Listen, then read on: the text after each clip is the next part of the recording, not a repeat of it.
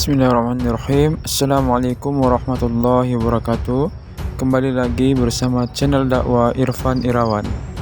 Pada kesempatan kali ini kita akan membahas pelajaran di kelas 8 bab yang pertama tentang meyakini kitab-kitab Allah dan mencintai Al-Quran. Tapi bagi kalian yang belum subscribe, silakan subscribe terlebih dahulu. Tekan tombol like-nya dan share agar kalian ikut membantu dalam menyebarkan kebaikan. Yuk kita langsung saja masuk ke tujuan pembelajaran. Yang pertama, kalian mampu menjelaskan pengertian iman kepada kitab-kitab Allah. Yang kedua, kalian mampu menunjukkan dalil iman kepada kitab-kitab Allah. Yang ketiga, kalian mampu menyebutkan nabi dan rasul yang menerima kitab-kitab Allah. Yang keempat, kalian mampu menunjukkan dalil kemurnian Al-Quran. Yang kelima, kalian mampu menunjukkan perbedaan kitab dan suhuf. Dan yang terakhir, yang keenam, kalian dapat membiasakan mengamalkan ajaran Allah Subhanahu wa Ta'ala dalam kitab suci Al-Quran dalam kehidupan sehari-hari.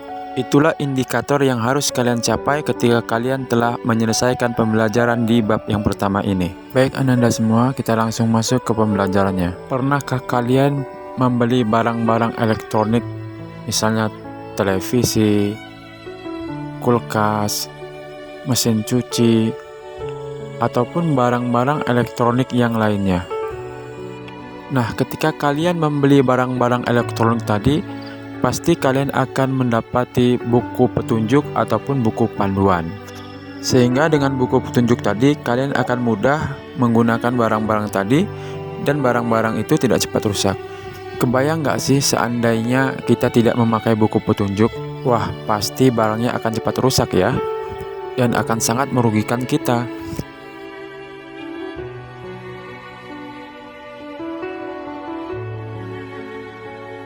Begitu juga dengan manusia. Ketika Allah mengutus manusia ke permukaan bumi, Allah pun memberikan buku petunjuknya agar kita tidak salah jalan, seperti judi, mabuk, yang hanya akan membawa kita kepada kebinasaan. Nah, makanya Allah menurunkan kitab-kitab suci. Dan kita sebagai umat Islam wajib percaya kepada kitab-kitab suci yang diturunkan oleh Allah. Nah, Ananda semua, siapakah di antara kalian yang tahu rukun iman yang keberapakah iman kepada kitab-kitab Allah itu? Iya, betul. Rukun iman yang ketiga ya, beriman kepada kitab Allah. Nah, Anda semua, sekarang kita masuk ke pengertian iman kepada kitab-kitab Allah. Adalah percaya dan yakin dengan sepenuh hati bahwa Allah telah menurunkan kitab-kitabnya kepada para rasul.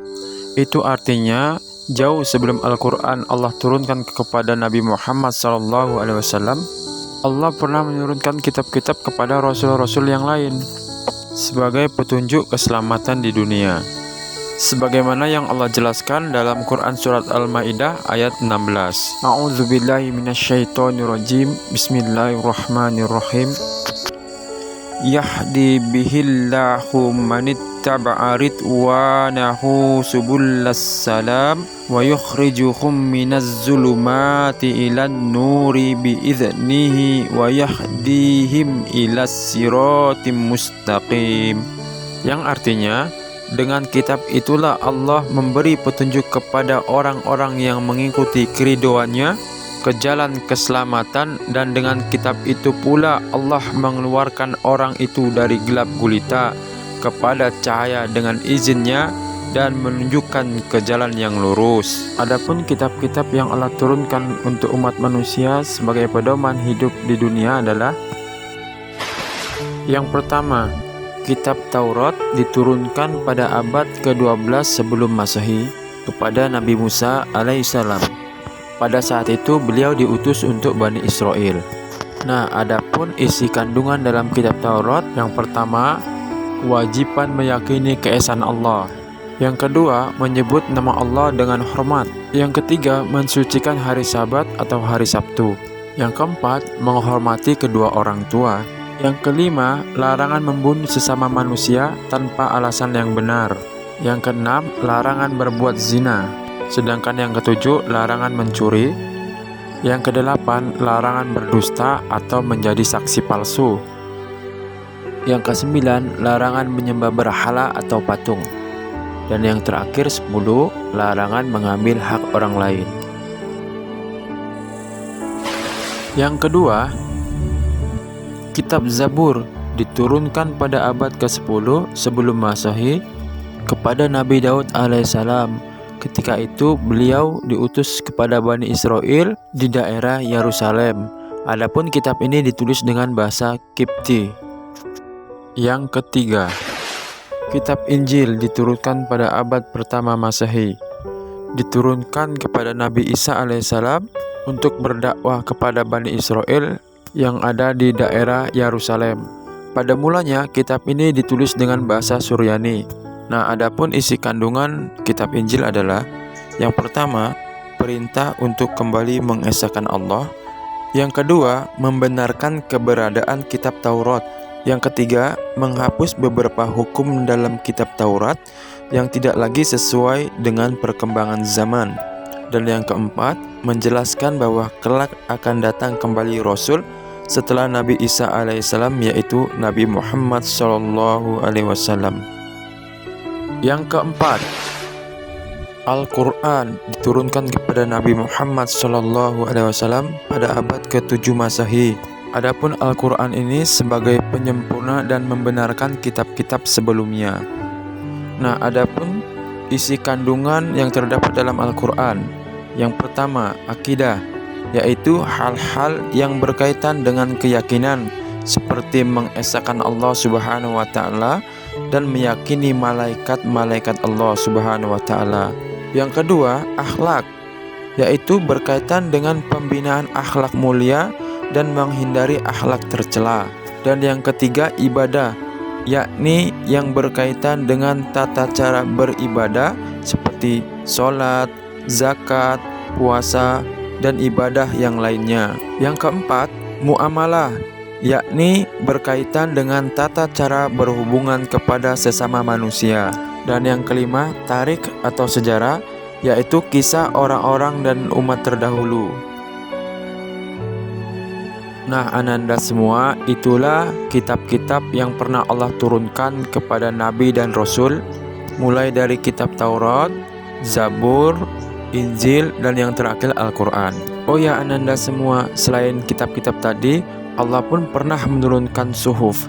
Nah, ananda semua, pada dasarnya suhuf ini sama dengan kitab-kitab, yakni berisi firman Allah. Hanya saja suhuf ini masih berupa lembaran-lembaran, sementara kitab berisikan firman Allah yang telah dibukukan. Nah, jelasnya seperti ini ananda, perbedaan kitab dan suhuf. Kitab yaitu kumpulan wahyu Allah yang disampaikan kepada para rasul untuk diajarkan kepada manusia sebagai petunjuk dan pedoman hidup. Sedangkan suhuf yaitu wahyu Allah yang disampaikan kepada rasul tetapi masih berupa lembaran-lembaran yang terpisah. Nah, ananda semua, ini daftar nama nabi dan rasul penerima suhuf. Yang pertama, Nabi Adam sebanyak 10 suhuf. Yang kedua, Nabi Syed sebanyak 50 suhuf. Yang ketiga, Nabi Idris sebanyak 30 suhuf. Dan yang keempat, Nabi Ibrahim dan Nabi Musa alaihissalam sebanyak 10 suhuf. Nah, ananda semua, sekali lagi Bapak tegaskan, kita sebagai umat Islam wajib hukumnya percaya kepada kitab-kitab tersebut. Meskipun pada zaman sekarang sudah tidak ada lagi kitab-kitab yang otentik atau asli, kecuali Al-Quran. Nah, untuk Al-Quran itu sendiri Allah telah menjamin kemurniannya. Dalam Al-Quran, surat Al-Hijr ayat 9, Allah berfirman, A'udzubillahi minasyaitonirrajim, Bismillahirrahmanirrahim, Inna nahnu nazzalna dzikra wa inna lahu lahafizun.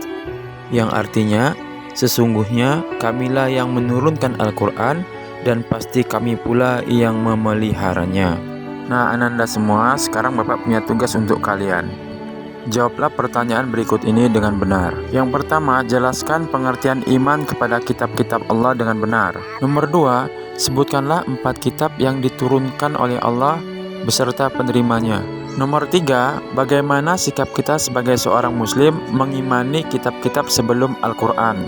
Nomor 4, sebutkanlah dalil tentang kemurnian Al-Quran. Dan yang terakhir, nomor 5, sebutkanlah perbedaan antara kitab dan suhuf. Baik Ananda semua, selamat mengerjakan dan kita cukupkan pembelajaran kita pada hari ini. Assalamualaikum warahmatullahi wabarakatuh.